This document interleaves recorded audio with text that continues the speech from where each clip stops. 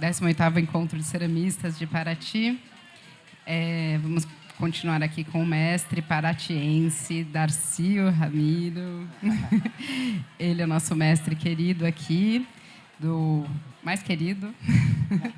E ele está de óculos laranja, com um microfone headset, uma blusa branca, tem estatura mediana, uma blusa bem bonita com o logo do Encontro de Ceramistas, uma calça bege, uma sandália daquelas bem confortáveis, tem um sorriso bem maroto, muito simpático, um olharzinho um pouco puxado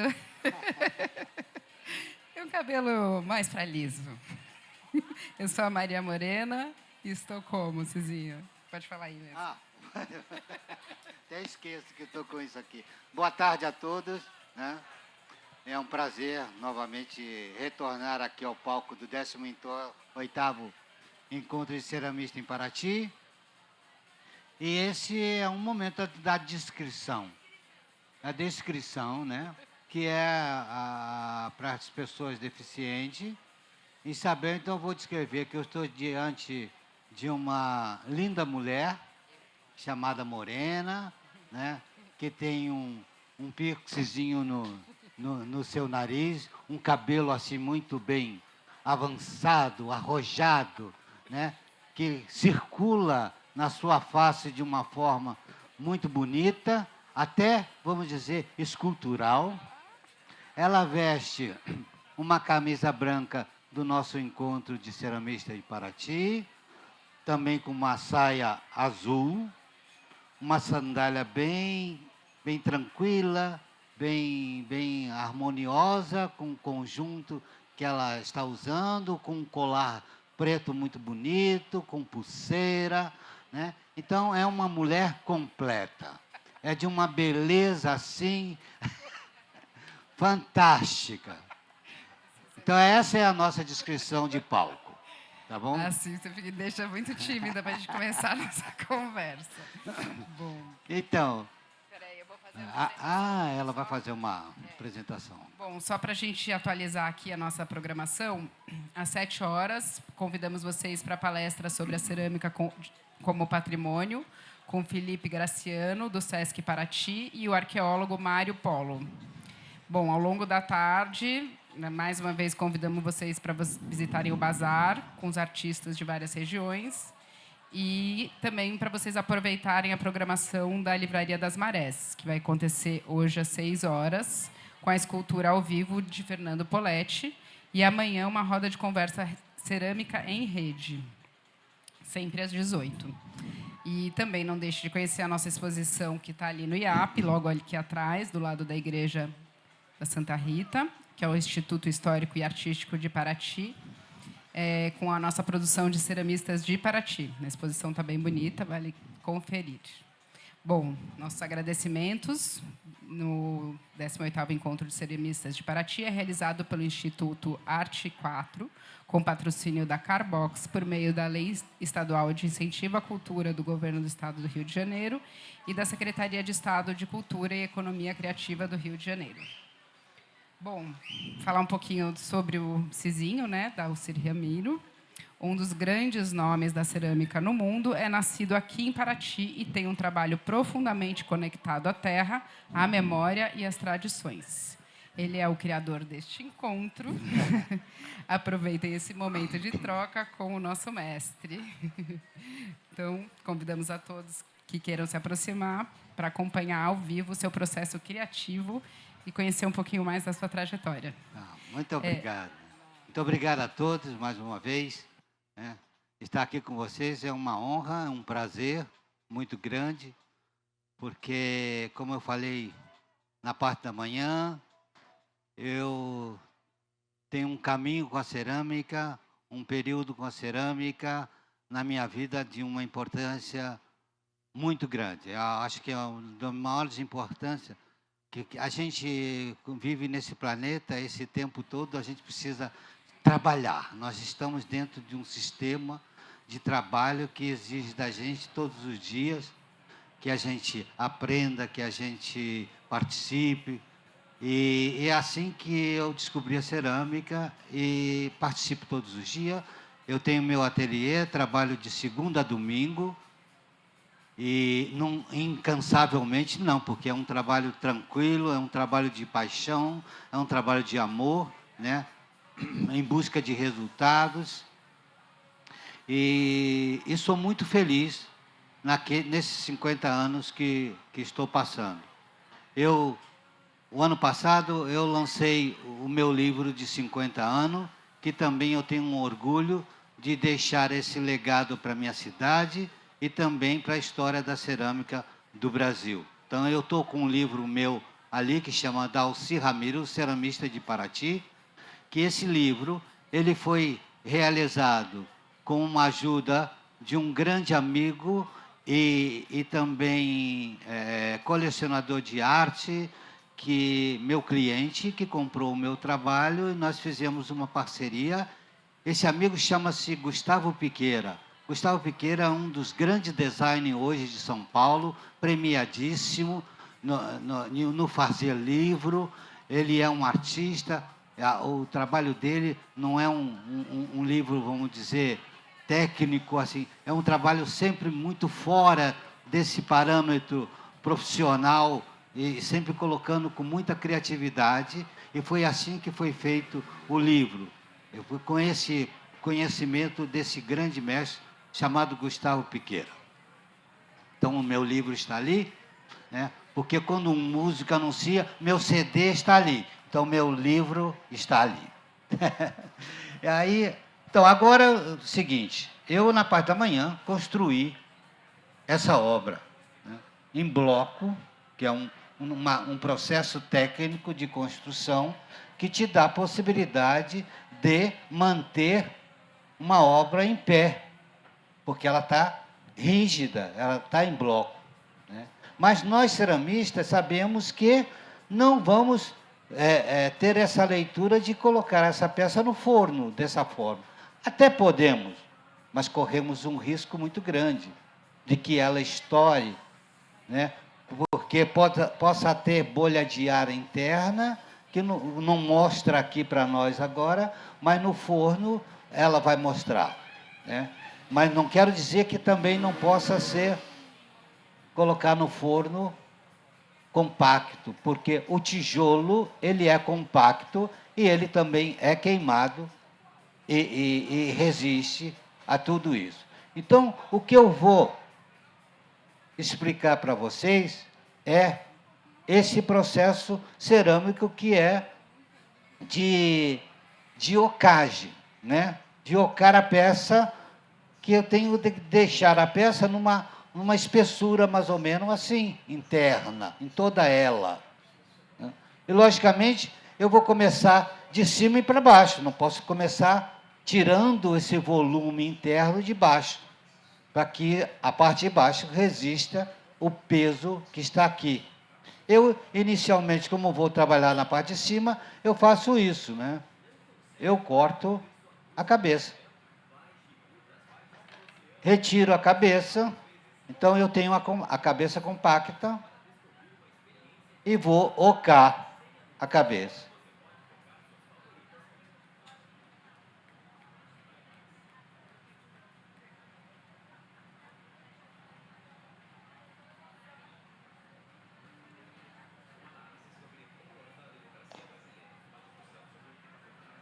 Ocar, vocês sabem que é retirar essa parte interna bruta que está dentro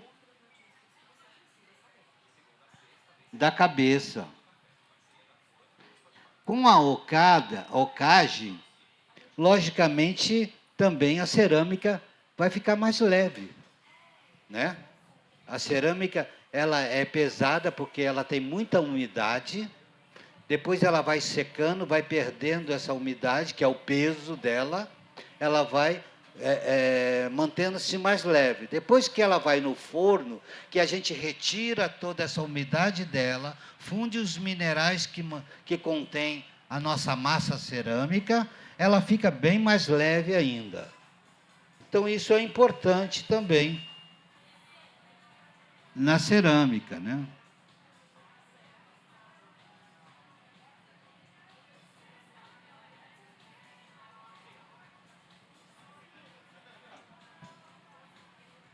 Essa câmera pequenininha, Ah. que está lá no telão. Sim. Quando você quiser mostrar algum detalhe... Mostra, tá.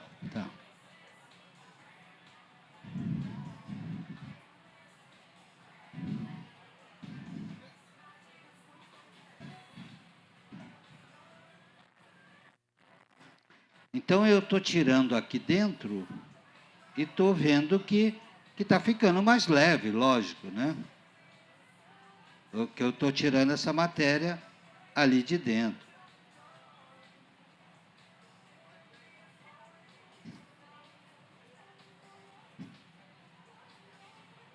Tá, olha. Então, fica mais ou menos assim. Dá para ver? Né?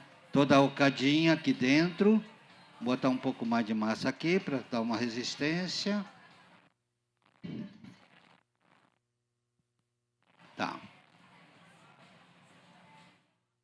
E agora nós temos o bloco aqui em cima onde eu fiz o corte, né? Então eu também vou ocar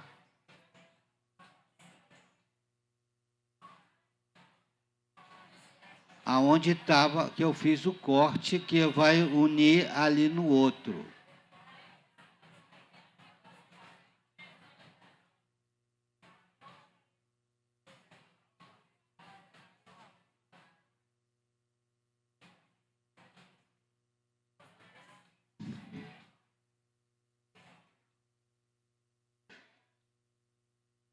Logicamente, eu estou ocando aqui, eu não posso ir nesse buraco até o fundo, né?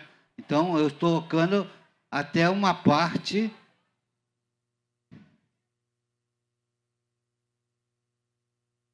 que eu tenho aqui, mas eu não consigo chegar aqui para ocar. Eu não consigo chegar aqui para ocar. Eu só consigo chegar aqui, até uma profundidade. Então, aí, o que é que acontece? Na ocar uma peça, existe duas técnicas, vamos dizer. Uma técnica é você vir com um fio aqui, cortar a peça. Aí você tem uma parte da peça que você oca, e tem aqui sobre lá você também oca, né? E depois se você une a peça. Eu geralmente não faço isso, porque quando a peça tem muito detalhe, no corte, fica difícil depois da emenda. Entendeu? Então, eu oquei até aqui, mas eu tenho toda essa parte aqui para ocar. Então, eu faço um corte aqui.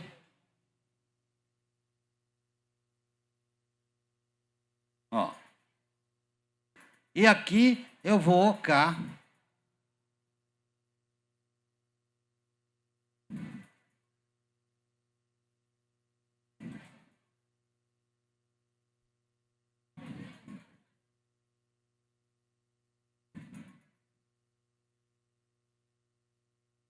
Tá dando para vocês verem? Se você virar para lá, ó, virar Como? as costas dela para lá, assim? aquela câmera, mais ali, ó. Assim? Lá, ó. Olha aqui na tela. Tá bom? Ah, tá. Estão vendo aqui, né? Essa ocasião. Então, aí eu já estou aqui dentro. Aqui já estou me comunicando. Meu dedo está aqui. Já estou comunicando aqui. Então, eu posso já ocar essa parte aqui. Ocar, quer dizer, você vai tirar e vai também deixar uma camada de resistência da peça, né? Então, você não vai tirar tudo. Você vai olhar, então, dentro, você vai... Eu estou tocando aqui e estou deixando isso aqui mais ou menos nessa largura, né? Aí, eu vou ocar toda até o ponto que eu consigo ver aqui onde eu estou fazendo. Cizinho, às vezes acontece da gente estar ocando e a gente furar, né? A gente busca deixar essa espessura, mas às vezes acontece Dá para dar um jeitinho, né? E, logicamente, se furar, não tem menor problema, porque agora a argila está num ponto mórbido que você pode fazer união tranquilamente. Né? Por isso que eu estou cavando aqui e depois eu vou cobrir tudo isso. Vou ensinar como que você fecha aqui. Ocada. Então, você vê que eu estou ocando esse canto aqui, isso tudo aqui já está ocado. Está numa espessura. Aí eu tenho todo esse lado de cá, que eu também tenho que fazer. Aí eu faço assim e faço desse mesmo lado da cá. Eu começo a tirar. É uma cirurgia.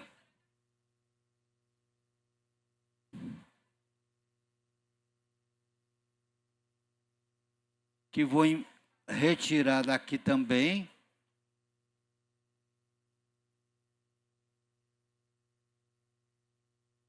Cizinho, e como você sabe qual que é o ponto certo para a hora de ocar, né? Entre aquela que começou hoje e essa?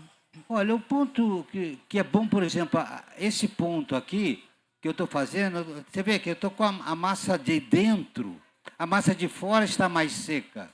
E a parte de interna não, está mais úmida, porque não recebeu calor. Então, eu estou com uma massa bem plástica, bem gostosa de trabalhar. Então, quanto mais duro vai ficando isso aqui, é mais difícil você cavar, estraga mais as ferramentas, porque exige mais força nas ferramentas. Então, tem esse ponto justo de você fazer, que é exatamente esse ponto aqui. Então, se você faz a sua escultura num dia, você vai deixar para o outro dia. Se você não quer que ela seque tanto, coloca um plástico, fecha bem ela para mantê-la com aquela umidade. Não, eu quero que seque para o outro dia. Deixa ela aberta. Ela vai secar. Ela vai chegar no ponto de você fazer o teu trabalho tecnicamente resolvido. Né? E tem um prazo para isso? Ou se você deixar coberta no plástico, ela mantém durante tempo indeterminado? Pode deixar no plástico, pode deixar no plástico. Mas não pode esquecer lá, porque aí eu não digo que você não é ceramista. Ceramista, no outro dia, tem que acordar e tem que ir lá na massa, né? Tem que cuidar. Então, aqui, por exemplo, né, eu estou num ponto. Você vê, eu deixei essa parte aqui com estrutura. Tá vendo? Ok, aqui já estou numa altura boa de ocagem. Também nessa parte. Aqui, tocando aqui, essa parte aqui, que eu tenho volume aqui também. Eu aqui, dá para me enxergar bem para retirar a massa que está dentro.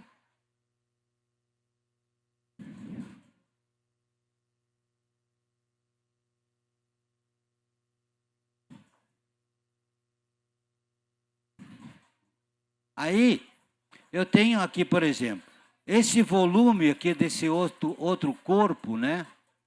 Eu também tenho que tirar por aqui por dentro. Eu tenho que ir até o fundo, nesse corpo aqui, já que está aberto aqui, eu posso ir lá, para não deixar isso aqui tão gordo, esse volume da escultura aqui. Né? Então, eu vou lá no fundo, sei mais ou menos que ela está aqui, e cavo ela lá no fundo também.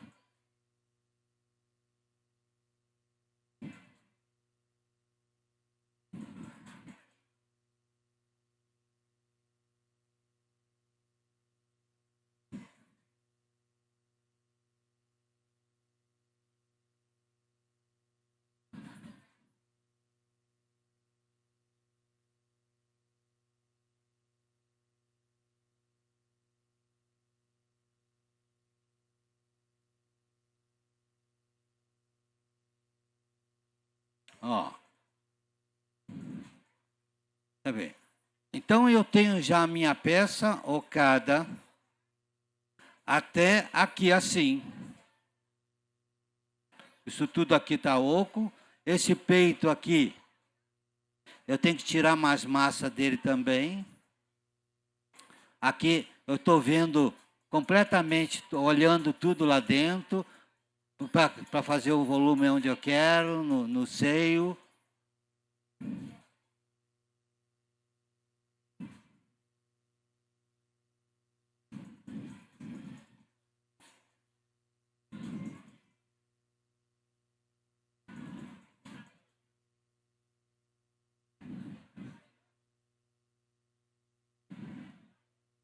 Então, aí eu já vou mais para baixo. Já ok aqui. Já ok lá, nesse corpo. Eu estou com o meu dedo aqui, ó. Lá no final desse corpo aqui. Né, onde tem mais massa, eu tirei também. Por fora não se vê nada, para poder ter que trabalhar. Né? Aí, aqui, eu, por exemplo, não fiz nada, eu tenho que tirar toda essa massa aqui embaixo. Aí faço o outro corte aqui.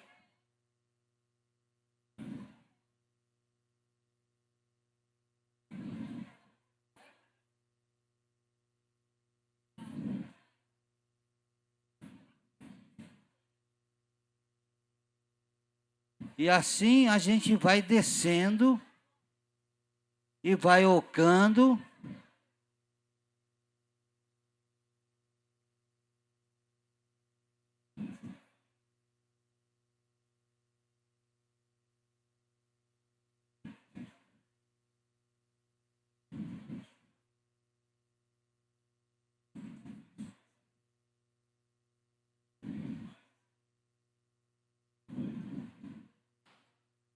Cizinho, e esses pontos que ficam com bastante massa, mas você não vai conseguir acessar por essa via, né? Por exemplo, essas laterais aqui, que são essas aqui, assim. Essa? É. Dá. Você vai ocar lá também? Vai chegar por dentro? Se eu olhar aqui, eu oco lá. Está chegando até lá. Então, eu chego até lá. Uhum.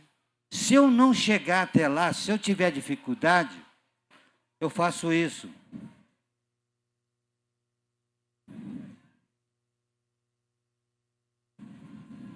Né? Uhum. Se eu tiver dificuldade aqui, também pode fazer isso. Agora, se eu fizer isso, vai me dar mais trabalho depois de consertar, né? De botar a massa aqui, né? Agora, então, aqui, você vê, eu estou com a ferramenta entrando, né? A ferramenta está dentro. Né? Então, você tem certeza que aqui não... o limite tá bom, né? Aí vem mais aqui para baixo, faço um outro corte aqui. Licença. Pessoal, se alguém quiser fazer alguma pergunta, a Jorge está com um microfone ali, tá bom? Fiquem à vontade para ir perguntando. O trabalho em placa, eu acho que essa resposta é muito interessante, porque na cobrinha não é difícil fazer uma obra assim complexa. Temos uma pergunta ali, Cezinho. Pode fazer, por favor. Olá, boa tarde. Boa tarde. Meu nome é Alessandro, eu sou de São Paulo. Só uma pergunta. Eu não entendi assim, o objetivo de se fazer a ocagem. E a outra pergunta, na sequência, seria: essa ocagem, ela não traz uma fragilidade para a obra? Lógico que eu estou tirando esse alicerce, vamos dizer, essa base forte dela, né? É por isso que você tem que ter o respeito de saber da secagem e da resistência dela, né? Então, se a parte daqui tiver muito mole ou se aqui tiver muito mole, isso, a tendência é desabar. Então, esse equilíbrio você tem que criar e respeitar da forma que tem, para não desabar. Porque desabar não quer dizer que você destruiu a obra. Entendi. E qual seria o objetivo da ocagem? Então, o objetivo da ocagem, como eu já falei, o ceramista sofre muito quando você tem um volume de barro como esse que está aqui, né, sem saber se amassar o barro, colocar os blocos junto, se você não criou uma bolha de ar dentro da matéria. Porque essa bolha, ela não mostra para você. Ela só vai mostrar no forno. Ela explode, porque tem um ar ali dentro. A matéria não está unificada e cria-se uma bolha ali dentro. E na expansão do forno, da matéria que vem reduzindo, ela plá! Ela estoura, ela pode arrebentar uma outra obra que esteja no forno, né? Então, por isso que, geralmente, o ceramista faz 2 queimas na cerâmica. A primeira queima é onde o ceramista tem o risco de estourar. Porque na segunda queima não existe mais, porque já passou por uma temperatura que chegou à temperatura de 900 graus. Então, ela não tem mais problema, você pode levá-la até 1.200, 1.000, quanto você quiser, depende da matéria que você está usando. Então, essa é a resistência. Então, eu sei que aqui a matéria me dá essa resistência, que eu estou retirando esse volume, né, de dentro e ela não está caindo. Aqui está muito quente também, então está desde ontem assim, por isso que eu quis fazer uma outra, para ter tempo de ocagem, né? De mostrar essa ocagem. E a questão é essa. Agora, é muito importante também você saber qual argila que você está trabalhando. Né? Porque a argila não é, quando a gente fala barro, não é aquele barro que você vê ali. Ai, que barro, ali é barro, posso ir lá e pegar o barro? Pode. Posso fazer cerâmica? Pode. Mas, para você trabalhar com uma matéria de conhecimento, você tem que ter uma pesquisa sobre o que tem aqui, o que é esse barro, qual é a formação geológica desse barro, quais são os minerais que existem aqui, o que eu quero com ele, qual é a resistência que ele pode me dar nas queimas, porque há uma diferença muito grande quando você queima em 1.000 graus, mas quando você queima acima de 1.250 graus, o ceramista sabe a diferença que existe, muito grande, né? No quê? Que a argila recebe muito mais calor, né? As partículas orgânicas que existem dentro dos minerais se aglutinam mais, né? E ela diminui também o seu volume, ela cria uma resistência, né, maior, e aí é essa coisa. E muda também a cor do produto final na alta temperatura, mesmo você não usando os esmaltes, porque você vai muito com calor em cima dos minerais que existem na matéria. Então, a matéria que nós usamos para a escultura, que é bom, né, é uma matéria que é produzida pelos ceramistas que produzem no Brasil, e tem um elemento chamado chamote, que os ceramistas conhecem, que são grãos de cerâmica já cozida, triturada, que são misturadas na argila, passa numa máquina, igual uma maceira, depois vai para uma maromba e sai com esse material já dentro da matéria, que torna-se um material mais resistente, mais refratário, né? Então, esse aqui é um material assim. Então, é um material que dá uma resistência maior. Se eu trabalhasse com a terracota, por exemplo, que é uma argila vermelha, geralmente a terracota é uma argila mais não tem tanta resistência quanto essa matéria aqui, né? Que a gente trabalha com essa aqui com chamote. Custa mais caro no mercado, mas te dá uma realização de tranquilidade de você trabalhar a matéria.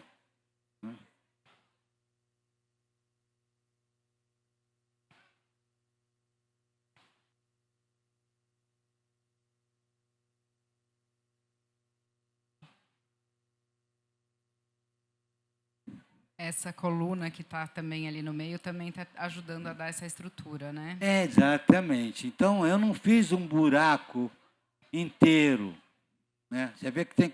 Então, isso aqui me resiste.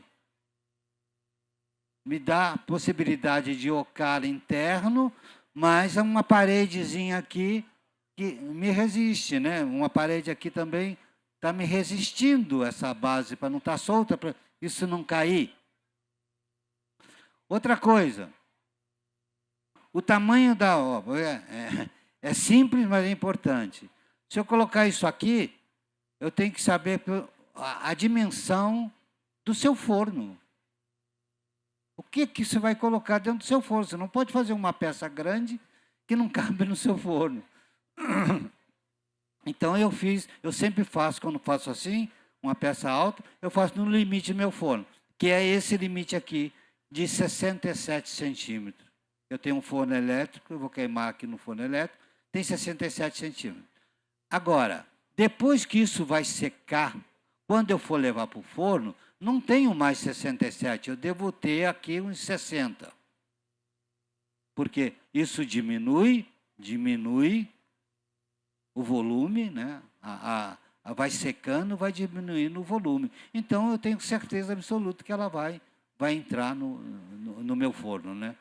Então, isso é uma preocupação que existe. Abre para mim.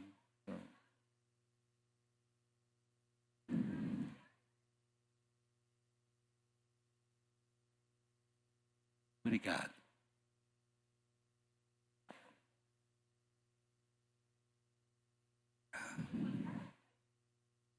E fazer umas perguntas para ir ajudando a gente a entender melhor a obra. Por que você não cola a cabeça nesse momento, por exemplo?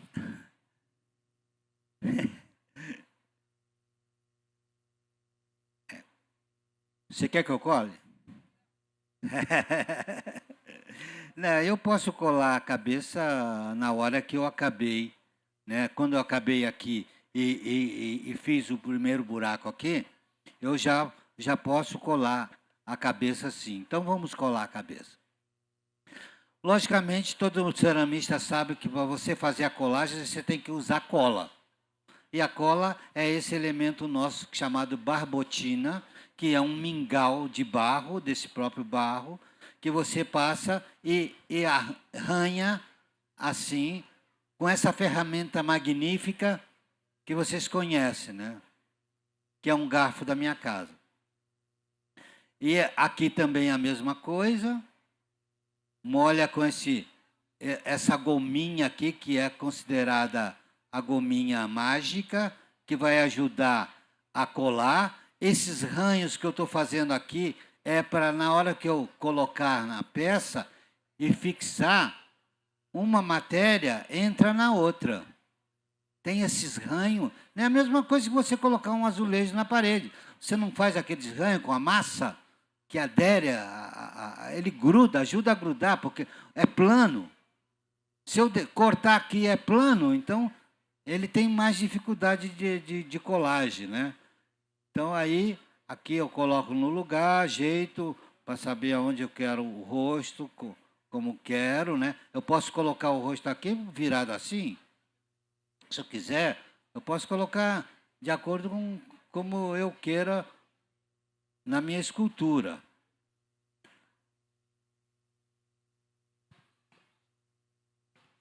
Agora, colocado aqui, nós temos a técnica da costura, né? Então, eu coloquei aqui com essa barbotina, Mas não basta só fazer isso, esse processo que eu fiz, e deixar assim. Não está colado direito.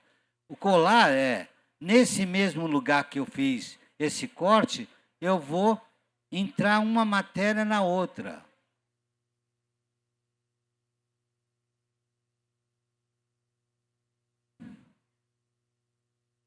Nessa junção aonde eu fiz o corte.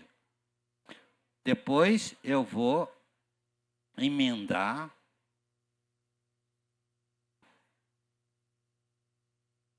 Cobrir isso aqui. Ver que eu estou unindo um barro no outro, outra vez.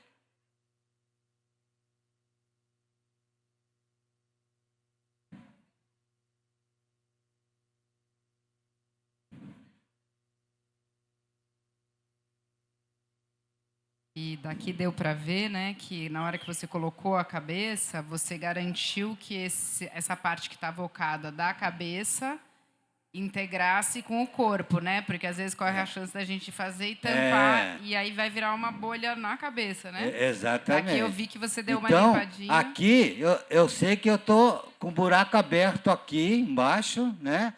Dentro da cabeça, aquele buraco que eu fiz, ela está vindo até aqui.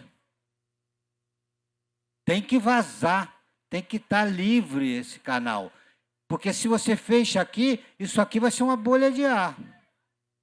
Então tem que estar fazendo essa ligação. Por isso que eu estou fazendo essa cirurgia, né?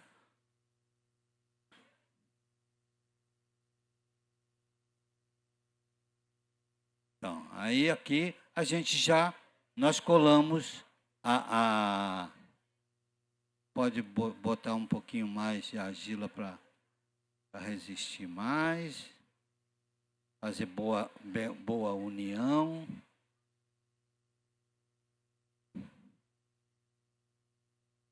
E continuar. Agora a gente vai fazer um pouco dessa lateral aqui, essa parte de cima, ó, né? Então, nós temos aqui o buraco, nós vamos fechar.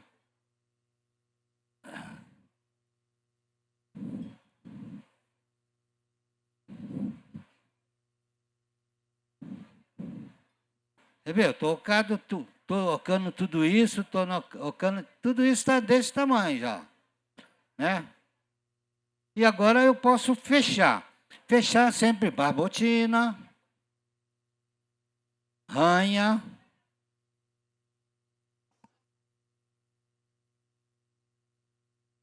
Aí eu vou começar a costurar. O que eu vou fazer? Eu vou fazer uma massa para cobrir isso aqui. Mas geralmente quando ele é muito grande, eu posso fazer uma placa inteira aqui e colar aqui, né? Mas eu prefiro fazer, ó, trabalhar um pedaço amassado assim. Eu sei que tem um quadrado aqui.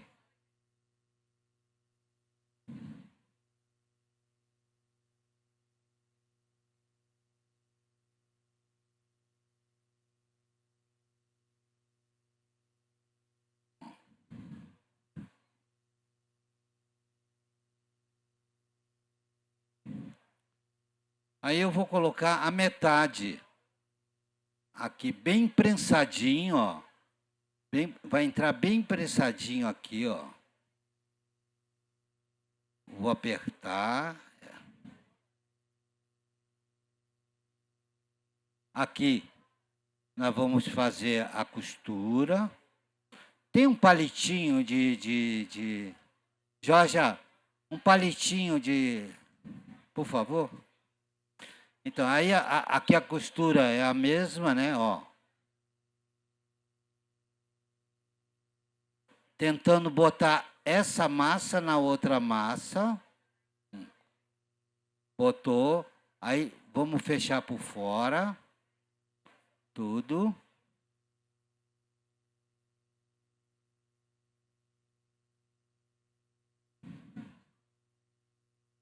Obrigado.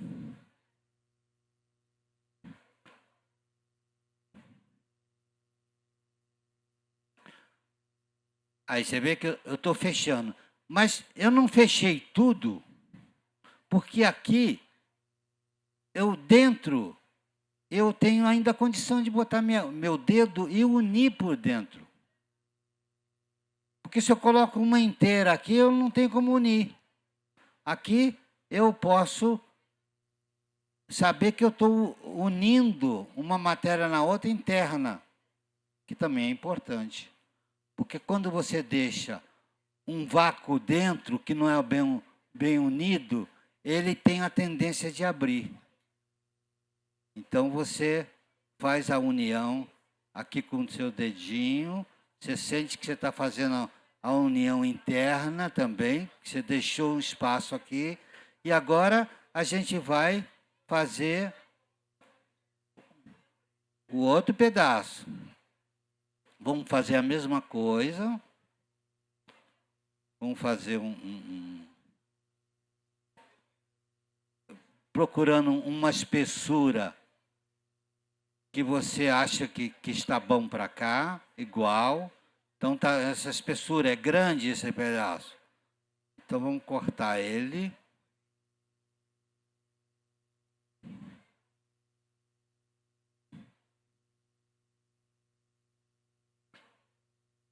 Entramos com ele aqui. Do mesmo jeito, bem prensadinho.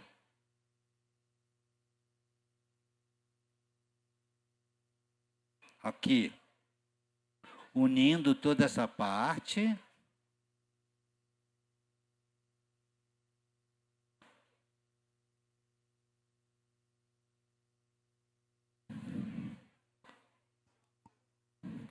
Unindo aqui.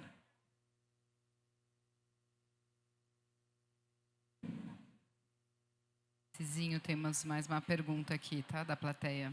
Tá ótimo. Oi, Cizinho. Oi. Só uma curiosidade. O que mudaria tu fechares esse espaço com uma pequena placa por fora do que pelos espaços internos? Por que seria? Não. Qual seria a diferença entre fechar esse espaço com uma placa por fora e não internamente como tu estás fazendo? Então, muda alguma coisa? O risco é maior que você, por exemplo, você tem um espaço inteiro, isso você está falando, né? Eu posso pegar uma placa e fechar tudo, né? Mas internamente, né, aí você tem que ser bem pensadinho, costurado, para que a parte interna, porque a parte interna você não uniu, você une por fora, você vê? Nós unimos por fora e dentro. Tem aquele encaixe de uma matéria na outra. Então, não pode ficar muito vão ali, porque ela tende, dali de dentro, abrir para fora, né? Então, eu faço em duas partes, porque eu vou unindo mais.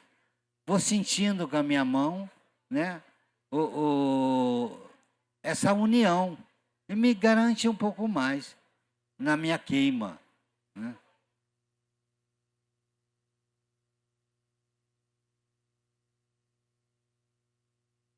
E vamos mais para frente. Aqui, por exemplo, né? Ui.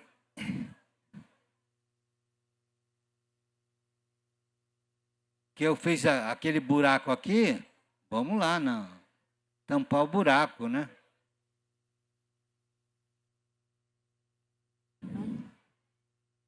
Essa barbotina aqui, porque a argila já está um pouco mais seca. Isso aqui ajuda na união. Seu Cizinho. Oi, seu Cizinho, gostei muito.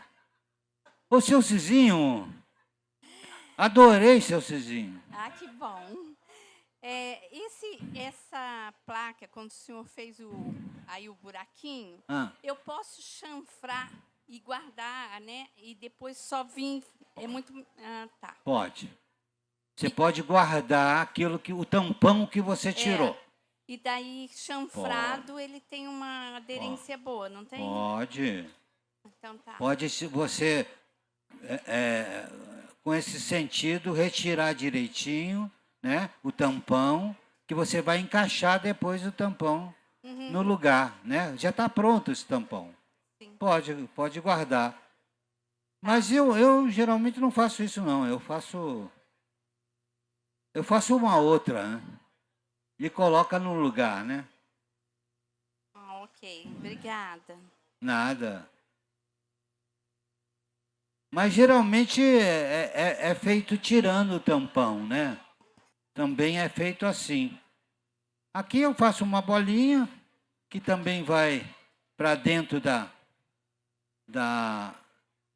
do barro aqui. Sempre fazendo esses ranhos, para que essa matéria entre na outra mais seca, que está aqui. Ô, Cezinho. Oi. Boa tarde. Boa tarde. Acontece de, mesmo depois de ocada, a peça estourar no forno ou não? Sim, também acontece. Porque acontece o seguinte, a cerâmica é muito delicada e nós somos muito ansiosos. Nós somos ansiosos para colocar a peça no forno. Nós somos ansiosos de abrir o forno na temperatura que não é justa, porque você quer ver. É natural isso, né? E a cerâmica não suporta a ansiedade. Ela quer te ensinar que você tem que respeitá-la no seu tempo, para que as coisas aconteçam como tem que acontecer. Então, você tem que respeitar isso, de respeitar os momentos de união que eu estou fazendo aqui. Eu sei que esse tempo aqui, uma matéria está entrando bem, uma dentro da outra. Eu tenho confiança, não está duro que eu estou botando uma matéria aqui que não vai entrar, entendeu? Então, eu estou confiante disso. Agora eu vou fazer esse outra parte aqui. Essa moça que chamou o seu Cizinho.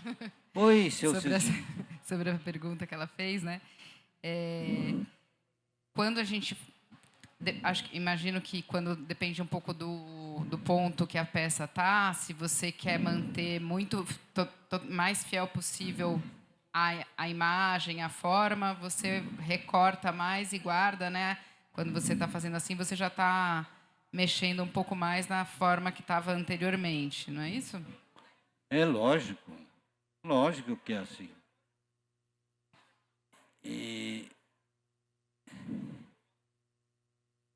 Agora, essa questão de estourar, que o Marcos perguntou, né? Isso, a vida do ceramista, nós estamos vivendo muito isso, né? Constante. Quando nós colocamos peça no forno, o risco é grande de acontecer alguma coisa. E eu acho, principalmente, aí são técnicas, são ansiedades, né? Que acontece isso, a gente sabe, mas faz isso. Eu vou colocar essa peça aqui porque tem espaço no forno, vou queimar. O ceramista não quer queimar com forno livre. O ceramista quer aproveitar todo o espaço do forno e colocar tudo que tem lá. Mas tem algumas peças que ainda estão verde. Vou colocar. Vai tomar na cara. Aconteceu comigo uma vez. Fui pôr uma jarra, depois que já estava pronto o forno, quebrou um monte de prato, que estava tudo bonzinho. Exatamente. Isso acontece. Então, na parte do esmalte, por isso, a monoqueima, existe a monoqueima. O que é monoqueima? Monoqueima é quando você leva uma peça para o forno já esmaltada no barro. Porque, geralmente, a cerâmica que é esmaltada, que você vê aí, é feita a 2 queimas. Por isso, porque esse primeiro processo aqui é perigoso, de estourar a peça. E quando a peça estoura na monoqueima, o vidrado está sobre a peça. Então, esse vidrado na explosão vai grudar em outras peças dentro do forno. Na segunda queima não vai acontecer isso, porque já passou pela primeira, não vai estourar. Então, você tem uma confiança de colocar a peça ali, que não vai ter problema. Logicamente, na queima de esmalte, é diferente da queima de biscoito, porque a queima de biscoito que é a primeira queima, da transformação da queima da argila, você pode colocar uma peça sobre a outra, pode grudar uma peça sobre a outra, porque é matéria com matéria, não tem material químico que vai grudar, que vai fundir. Né? Então, quando você coloca o esmalte são outros minerais que vão fundir, e tem o feldspato, que faz parte de fazer o vidro, por isso que cria uma camada de vidrado em cima da argila, como é o seu prato, como é o seu azulejo, né? Que é esse vidrado que a gente convive, todo o seu vaso sanitário, sua pia, né? Tudo isso é esmaltado, né? Tudo isso passa por um processo de esmalte. Oi?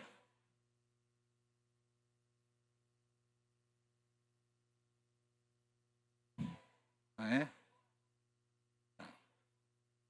Deixa eu fechar isso aqui. Oi? Tá bom. Então, gente, que bacana, né? Que bom viver isso, essa cerâmica viva.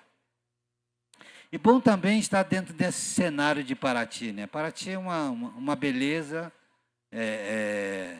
de se viver e relaxar, né?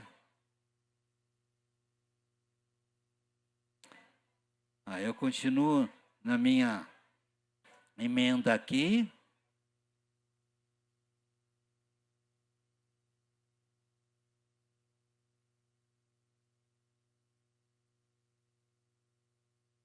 Aqui dentro eu estou com a minha mão unindo aqui dentro também. Tudo que ajudar a unir por dentro é bom.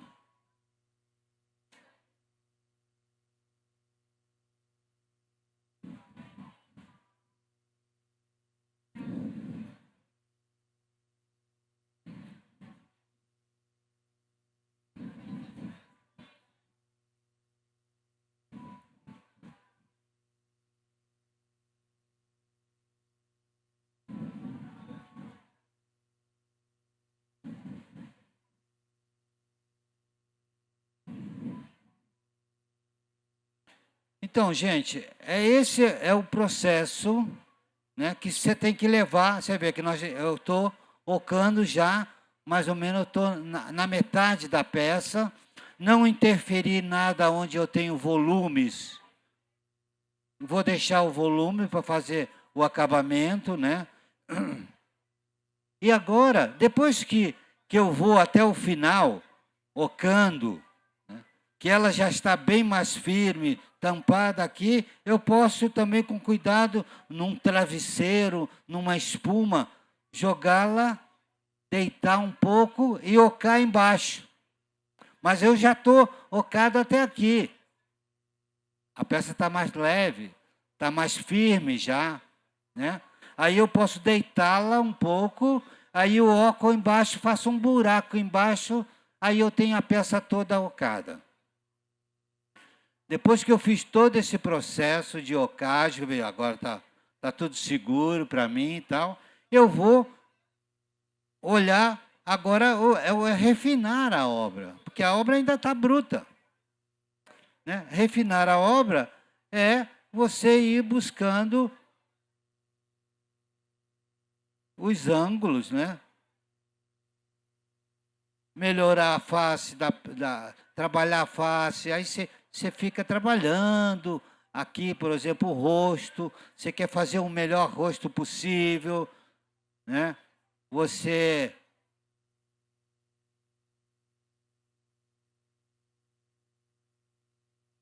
aí demora um pouquinho, porque você fala assim, você não pode colocar a cabeça, quando você perguntou, por exemplo, eu posso colocar a cabeça, mas, por exemplo, eu trabalhar melhor a cabeça, se eu estou aqui na minha mão, eu posso trabalhar ela, entendeu? Posso defini-la melhor eu estando aqui na minha mão. Aqui eu posso fazer também, aqui, né? Então, aqui agora é isso, é melhorar a expressão da figura, né? Dar energia para ela, criar uma vida aqui. Aí a arte que você vai olhar para depois no final vai ficar bacana. Então, acrescentar as linhas da escultura do corpo, ó. Você pode ir melhorando o pescoço, ó, que tem muito volume. Aí você pode ir refinando a sua escultura.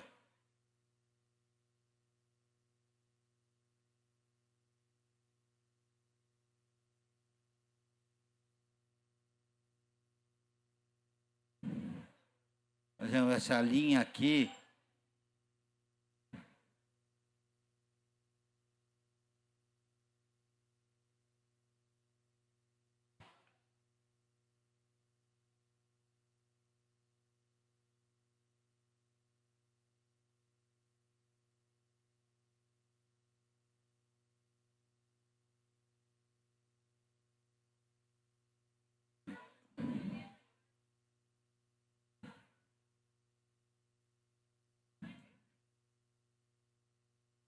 Você vê que vai melhorando, né? Os ângulos, você vai fazendo os cortes dos ângulos, né?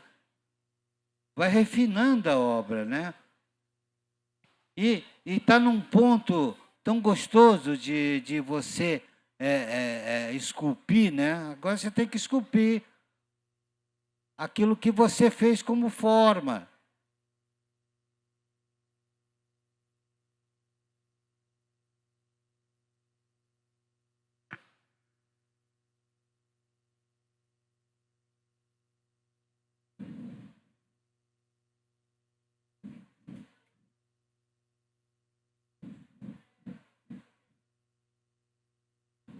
E quando você trabalha, você vai mais instintivamente, assim, a partir do que essa forma já pré-estabelecida vai vindo? Eu estou aqui, ó.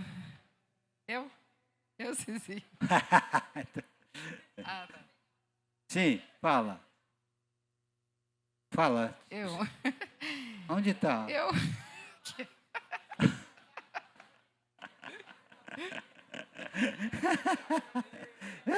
Está viajando, né? Acho que já respondeu a pergunta. Como é que é? Não, pergunta. Não, eu estava falando que, às vezes, né, a gente tem uma... Geralmente, você já tem alguma coisa que você começou a imaginar no seu processo criativo, assim, na verdade, é uma pergunta, né? Como que você funciona, tipo...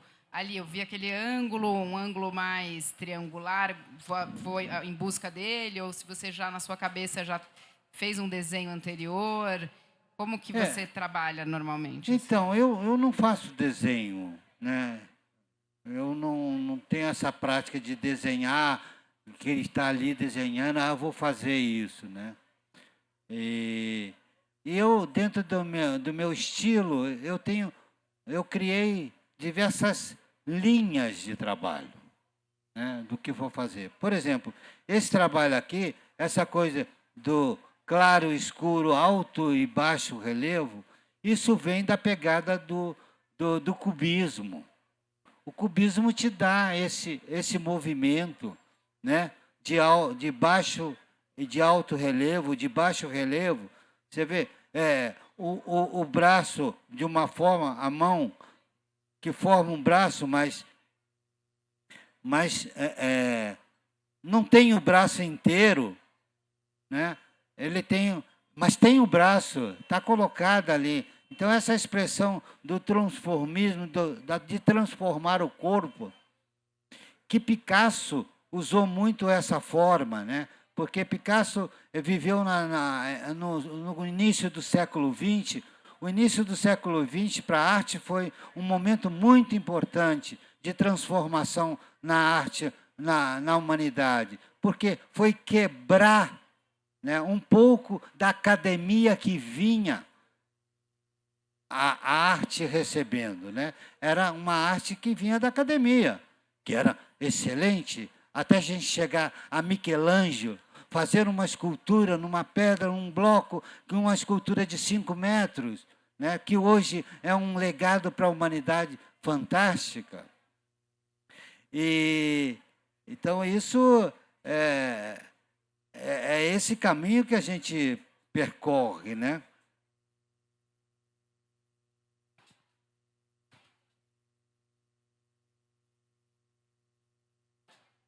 É muito legal, porque dá para a gente imaginar muita coisa. Eu estou vendo já um braço de uma guitarra aí, né? No corpo.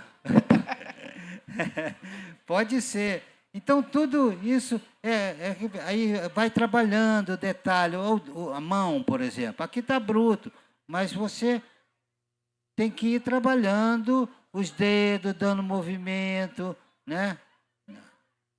Na mão, buscando uma vida aqui, né? Porque existe uma mão aqui. Aí, é o que eu falo, tem essa questão da academia. Por exemplo, né, o Mário Pitangui, ele vem de uma academia, então ele estuda as proporções, certo? Eu não, eu sou autodidata, eu não estudo as proporções, eu estudo a emoção, né?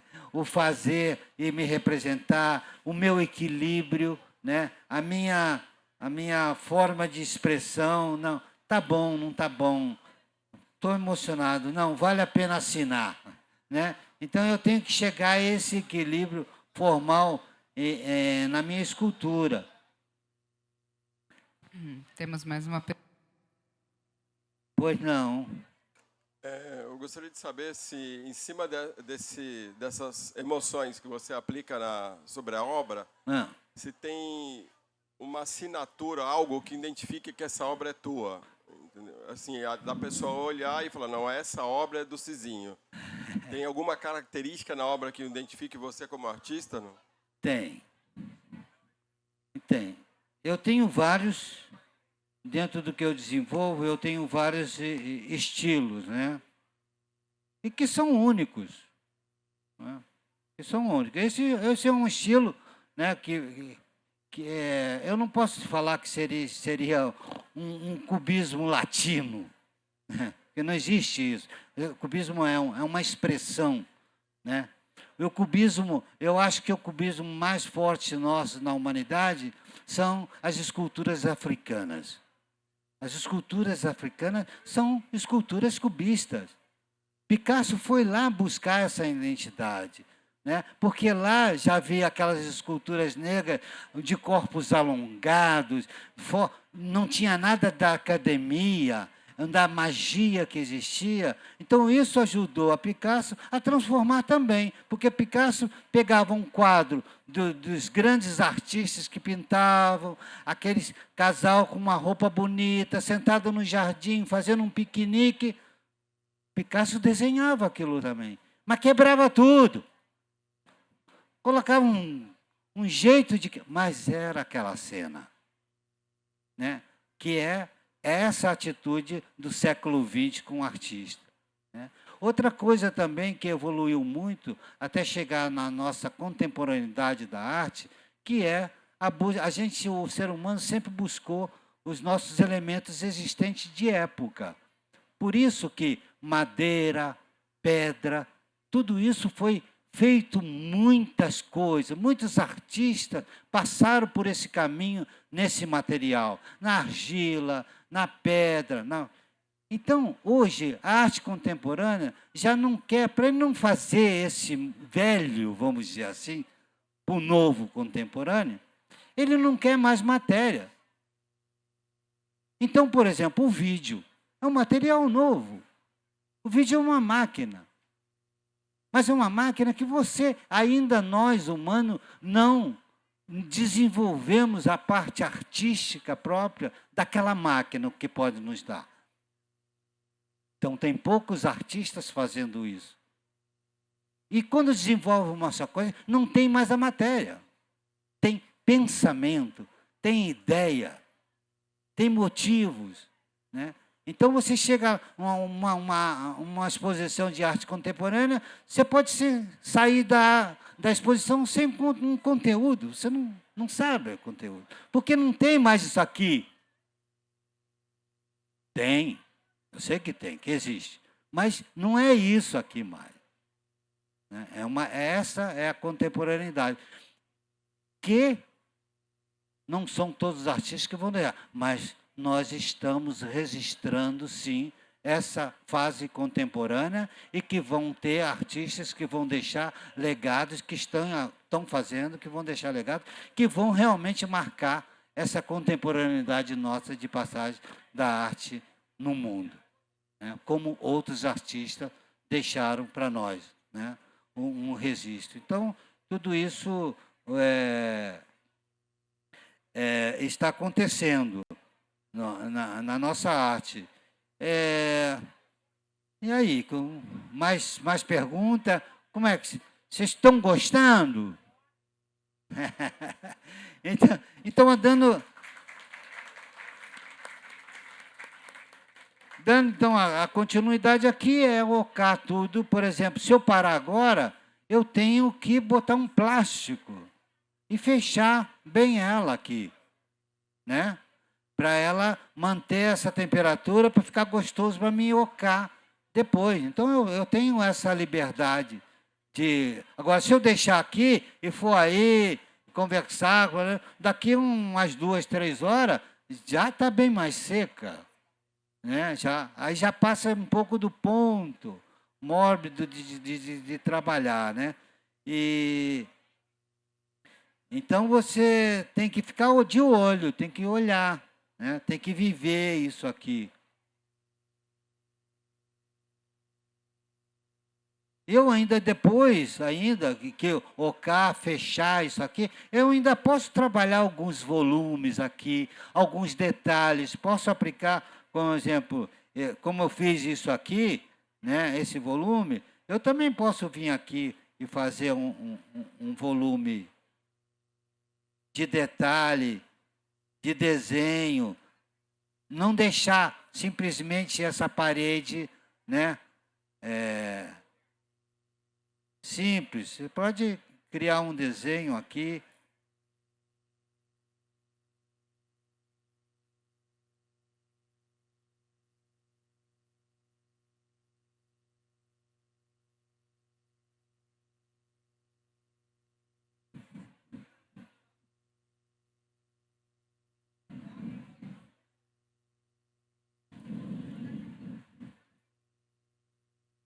Você viu? Pode ir criando volumes, né? Pode, com o tempo. Então, essa peça aqui, eu comecei ela ontem, né? Vim para cá, deixei ela... Então, para mim, um trabalho desse, uma semana de trabalho. Para mim, dar um resultado final.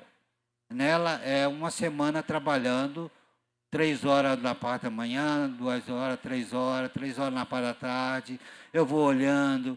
Eu canso, eu saio, depois eu volto, sabe? Até no final que eu realmente possa assinar, né? Que terminou para mim. Eu não quero... E outra coisa, eu não tenho outra peça esperando.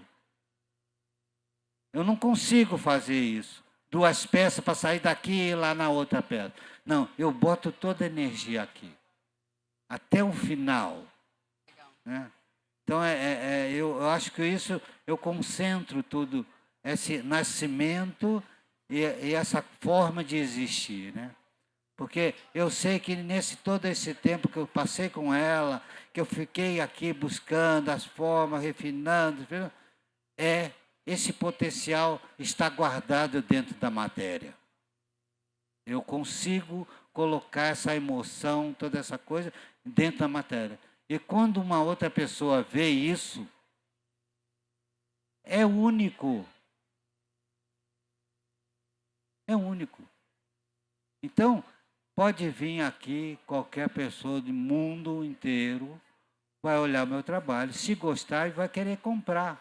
Se ele tem condições, ele leva para qualquer lugar do mundo.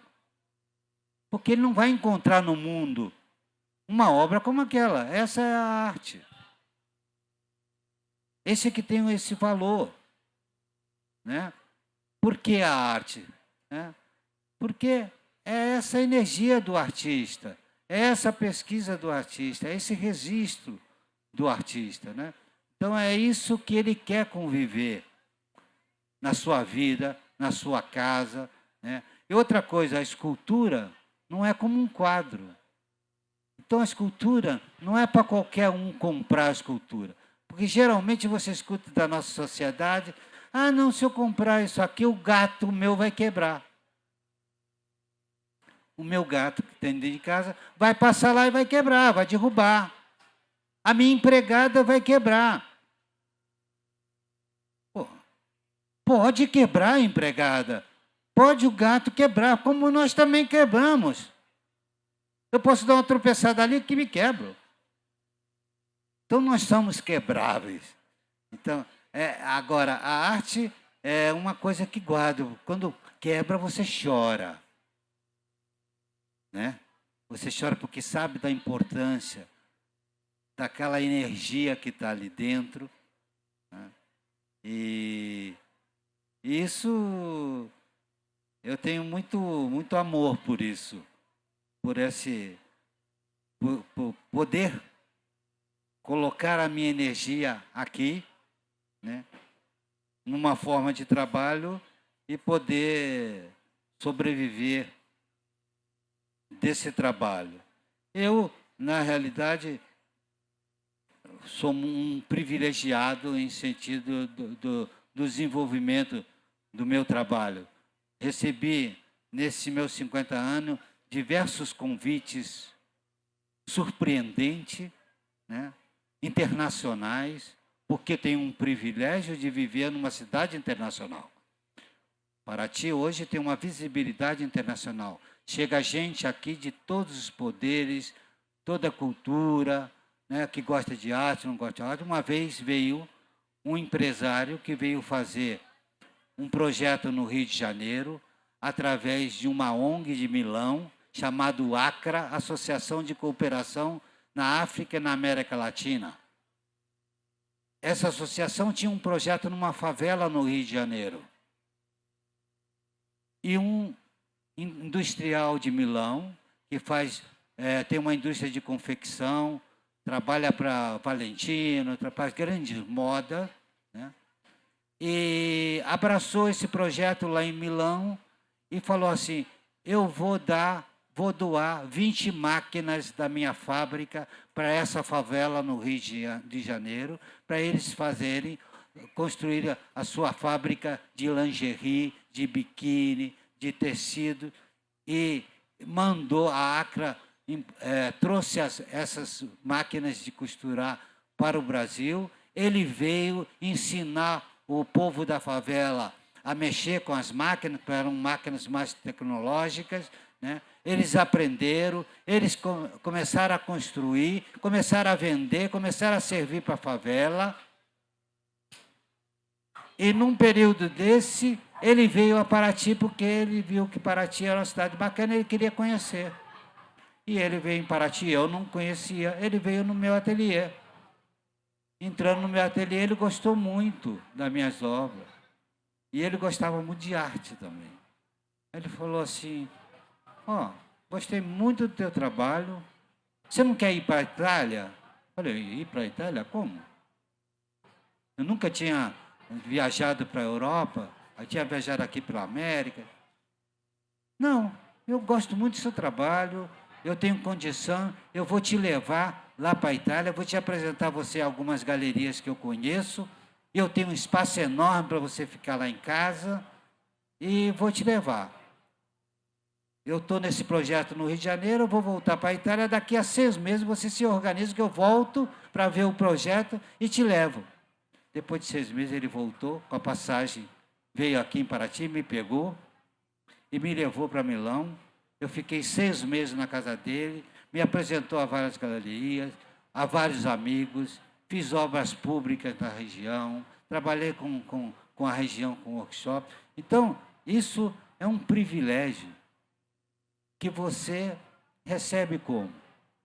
Fiquei 6 meses pago para fazer o meu trabalho cultural lá na Itália. Então, essa não foi a primeira vez Aconteceram outros projetos também. A Itália é uma cidade que, para mim, assim, a Itália é uma cidade, é um país que para mim me deu muitas alegrias. Outra vez foi um empresário de Milão que teve aqui num casamento, que Paraty é uma cidade de casamento também, acontece muitos casamentos.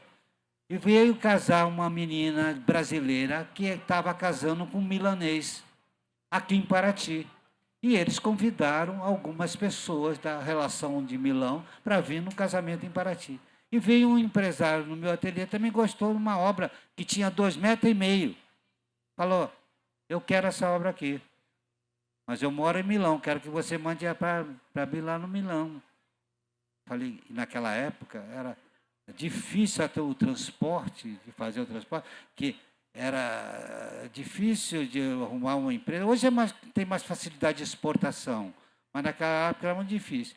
Aí eu não liguei muito, deixei o caso passar um pouco. Depois de 15 dias, ele me liga, passa e-mail, fala, como é? Estou esperando. E a obra vem ou não vem? Ele não havia pago, porque se eu falasse que ia mandar, ele enviava o dinheiro. Vem ou não vem? Aí eu falei, poxa. Ah, não, veio um e-mail e a minha mulher abriu o e-mail. Quem é essa pessoa? Aí eu falei, não lembro quem é. Ah, então não vou abrir. Eu falei, abre. Não, não vou abrir. Abre. Vamos ver quem é. E era ele, perguntando sobre a peça. Aí eu virei para minha mulher, falei, vamos para a Itália? Ela falou, como vamos para a Itália?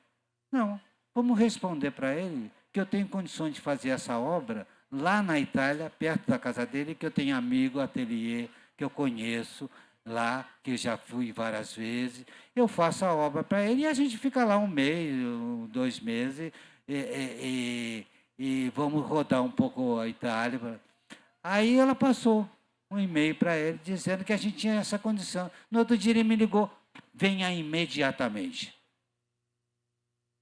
Aí eu me organizei e fui para a Itália, fiz uma obra muito bonita. Ele tem um palácio perto da estação Cadorna, em Milão, que é um ponto muito grande, um palácio enorme, com mordomias toda, um empresário muito forte lá de Milão. Fui lá, fiz a obra, coloquei na casa dele, que foi uma maravilha. Então, tudo isso acontece como? Na vida de um artista, né? E eu costumo falar o seguinte, ela é com muita dificuldade vivê-la como artista, mas é uma vida que tem um sabor maravilhoso. Eu pergunto muito para as pessoas, em todas essas profissões que não são artistas, se você, dentro da sua profissão, você é elogiado todos os dias. Um médico, um engenheiro, um químico. Você é elogiado todo dia. Oh, que trabalho lindo que você tem, que maravilha que se faz. A vida artista é assim. Eu moro dentro do meu ateliê. Todo dia que eu acordo, eu recebo essa energia de criança, de média, de adulto. Que lindo! Então, é uma homenagem que você recebe, que te alimenta todo dia daquilo que você faz. Então, é uma vida de sacrifício, mas de sacrifício que te dá muito orgulho, muita satisfação e muita realização.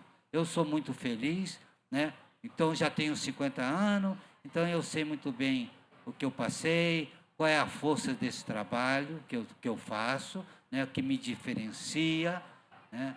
E sei o valor que ele também representa.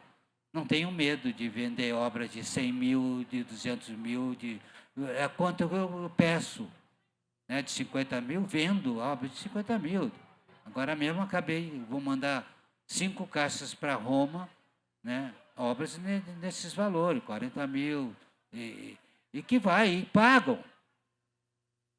Pagam porque, é como eu falo, aonde vai ficar essas obras, tem um investimento já muito grande. Uma casa não vale 1 milhão, uma casa vale 5 milhões, uma obra de arte vale o quê? 100 conto. que vai abrilhantar tão forte quanto a sua própria arquitetura. Né? Então, é esse sabor que a arte traz no seu consumo. Né? De você, tem gente que tem o maior prazer e tem condição, não só financeira, mas também condição de colocar a obra num lugar que ela realmente merece a todo. Então, gente, muito obrigado, senão eu vou ficar falando com vocês daqui até... Porque eu adoro falar, né? E queria agradecer a todos, agradecer também a todos os ceramistas presentes, que veio nos visitar, que veio colaborar com a gente, que veio expor dentro do nosso stand, né? E eu saio daqui muito feliz, mais uma vez realizado por esse momento aqui. Então, esse é o livro que eu falei, de lançamento dos meus 50 anos, que também eu tenho bastante orgulho com essa conclusão, porque foi feito também com um carinho muito grande, de uma pessoa que eu amo muito, que chama Gustavo Piqueira.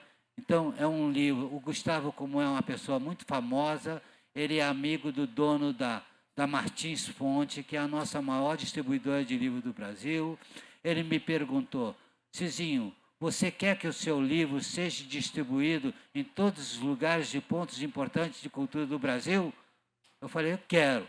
Então, eu vou apresentar o nosso livro a ele, que ele gosta muito de arte. Se ele aceitar, nós vamos fazer uma parceria com ele.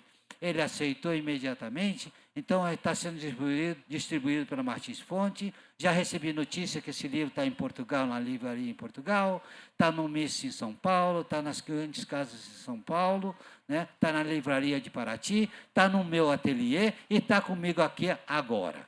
Quem quiser conquistá-lo, está ali em cima, tá? E que possa levar esse recordo. Aqui dentro tem diversas fotos de obras minhas, um pouco dos meus registros, tá?